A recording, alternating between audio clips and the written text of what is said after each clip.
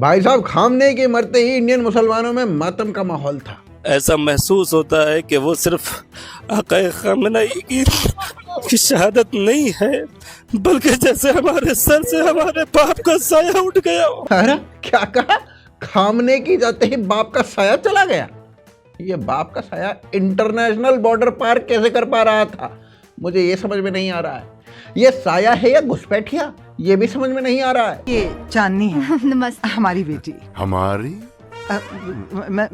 मतलब मेरी है। हाँ, यही हम सोच रहे थे। हम तो बहुत दिनों से शिकार पे गए नहीं, तो ये बंदूक किसने चला? भाई साहब, ये इंडिया के मुसलमान भी गजब के प्राणी हैं। अभी 20 दिन पहले कह रहे थे कि बांग्लादेशी हिंदुओं से हमें क्या लेना देना, हम तो इंडियन हैं, इंडियन इश्यूज पे बात करेंगे।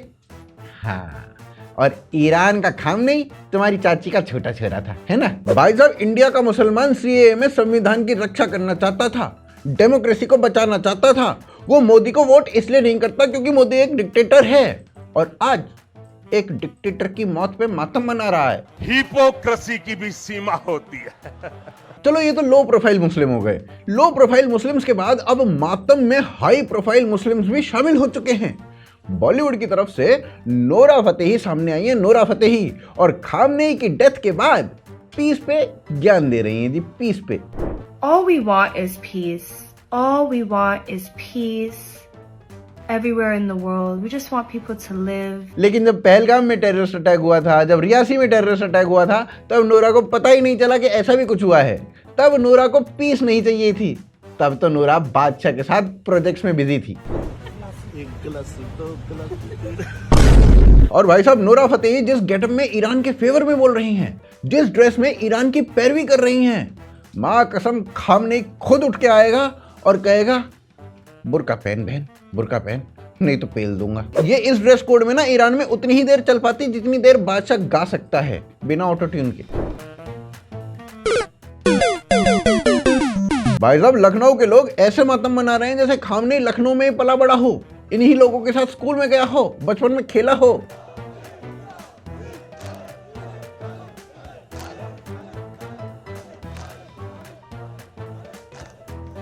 अगर इन सबको वर्ल्ड मैप में पूछा जाए ना, ईरान कहाँ है बताओ, इनमें से एक नहीं बता पाएगा। खामनेई की स्पेलिंग लिखवा लो इनसे, सब गोवा की स्पेलिंग लिख के आएंगे, कह देंगे रहने दो, हम नहीं जानते। और इसके बाद भी मातम का लेवल देख रहे हो तुम। खामनेई की डेथ के बाद कुछ का मानसिक संतुलन ना ईरान की इकोनॉमी की तरह ढह चुका है। वो खामनेई को भगवान राम और भगवान कृष्ण से कंपेयर करने लगे। भगवान कृष्ण और खामनेई में सिमिलैरिटी बता रहे हैं कमबख्त। जैसे राम जी थे, फिर मैं खुल के कह रहा हूँ, जैसे राम कृष्ण हिंदुस्तान के अंदर पूजा होती है, ऐसे शिया लोग अली खामनेई साहब की पूजा करते हैं। जैसे कृष्ण जी को धोखे से मार दिया गया था, तीर मार के, आज उनको भी इस तरह ही शहीद कर दिया गया बिना किसी वजह से। भगवान कृष्ण और खामनेई में सिमिलैरिटी उतनी ही थी जितनी इस आदमी में ब्रेन सेल। और ये सिर्फ एक बंदा नहीं है, ऐसे बहुत सारे भाई साहब, बहुत सारे पूरी तरीके से पगला चुके हैं ये।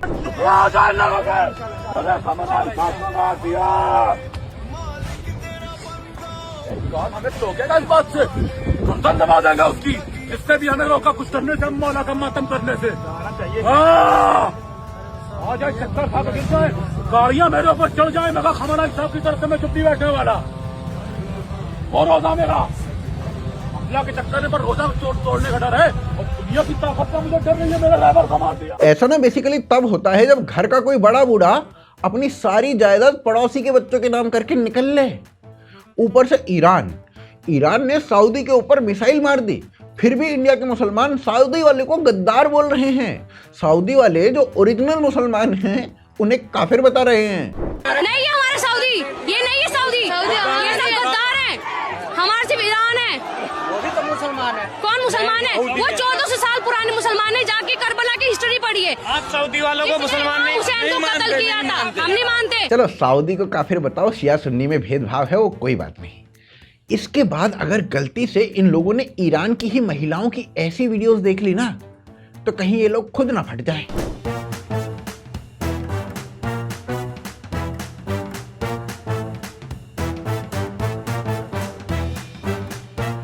जैसे ही ईरानी महिलाओं तक ये न्यूज पहुंची कि इंडियन और पाकिस्तानी मुसलमान बहुत दुखी हो रहे हैं डिक्टेटर के मरने पे, तो वहां की महिलाओं ने एक्सक्लूसिव ये वाला वीडियो भेजा इन लोगों के लिए।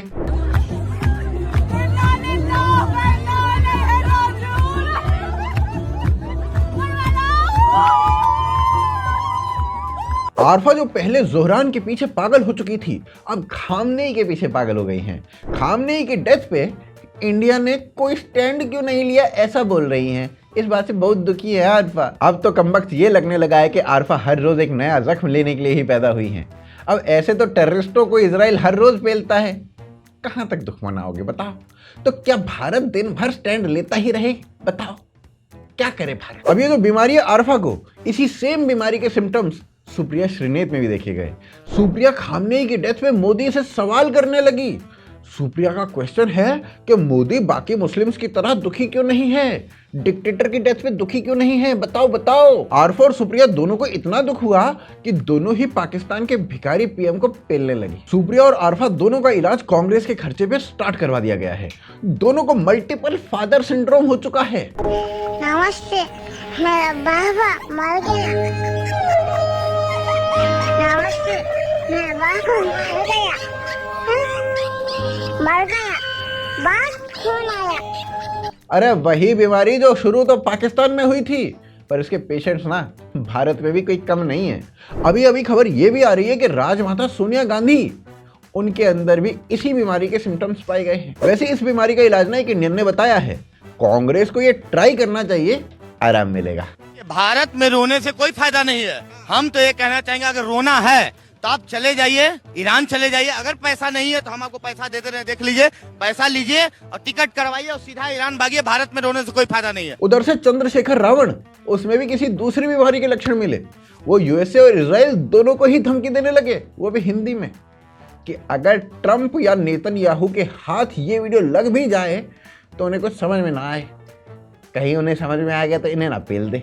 ये मेरी तरफ से चेतावनी अमेरिका इजराइल दोनों की, वो हद में रहे। ये जो आंखें उन्होंने दिखाई हैं, अगर किसी को गलतफहमी हो कि वो हमारी मिट्टी हमारे लोग तरफ आंख उठा देगा तो ऐसी सेंध बजाएंगे कि लोग याद, भारत है ये, इसका इतिहास याद रखें। अंग्रेजों को खदेड़ दिया था इस भारत ने। करना भी है, बचना भी है। वाह।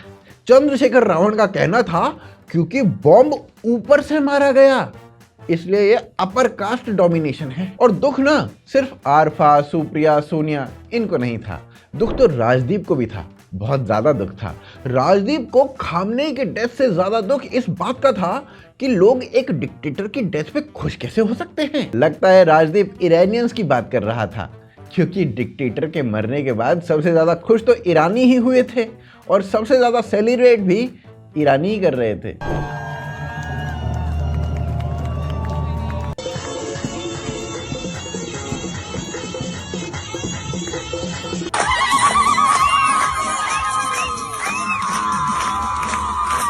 खामनेई जो अपनी पूरी लाइफ ये वेट करता रहा कि यूएसए और इजराइल से वॉर छिड़ जाए एक बार, बस वॉर छिड़ जाए, वॉर शुरू हो तो जाए एक बार, और वॉर शुरू होते ही पहले ही दिन टपक लिया। खामनेई खुद को बचा सकता था अगर वो ट्रंप को अपनी लोकेशन नहीं भेजता तो। लोकेशन बताओ, लोकेशन बताओ, लोकेशन। उधर से नॉर्थ कोरिया के प्रेसिडेंट किम जोंग उन, वो भी बहुत दुखी दिखाई दिए। नहीं, खामनेई के मरने से नहीं, वो इस बात से दुखी थे कि सारे देश आपस में मिसाइल्स खेल रहे हैं, अपने अपने मिसाइल्स को दिखा रहे हैं, बॉम्बिंग एक्सपो चल रहा है और उन्हें किसी ने इनवाइट तक नहीं किया। अब बताओ वो अपनी मिसाइलों का करें क्या। बहुत तकलीफ होती है जब आप योग्य हो और लोग आपकी योग्यता ना पहचाने। तो भैया मैं आप लोगों से सभी से कुछ दिन का अनुरोध यही करूंगा कि ट्यूब वाली गाड़ियों को अवॉइड करें, कैब वैब से ट्रेवल करें, क्योंकि पूरे देश में पंचर वाले मातम मना रहे हैं आजकल, और गाड़ी पंचर हो गई तो ठीक नहीं हो पाएगी। देखो भैया, ट्रंप ने एक छोटा सा जादू क्या दिखा दिया, इंडियन मुसलमानों को काफी बुरा लग गया है, तो गलत हो गया है भाई साहब।